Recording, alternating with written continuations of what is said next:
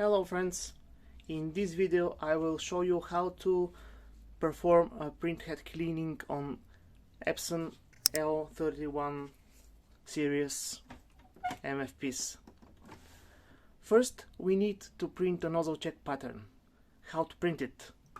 Press the stop button and hold it, and then press the power on button. Wait for the blinking and release the buttons. Now we are waiting for the printout to see what is the situation with the nozzles.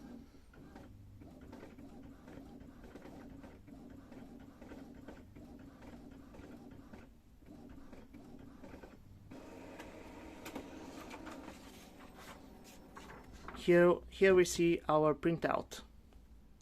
Look, the black is perfect, the blue is perfect, but we have here missing dots, missing lines in the yellow and the magenta.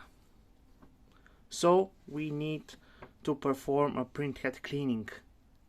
To perform the printhead cleaning, when the printer is on, press and hold for 5 seconds the stop button until this on button starts to flash,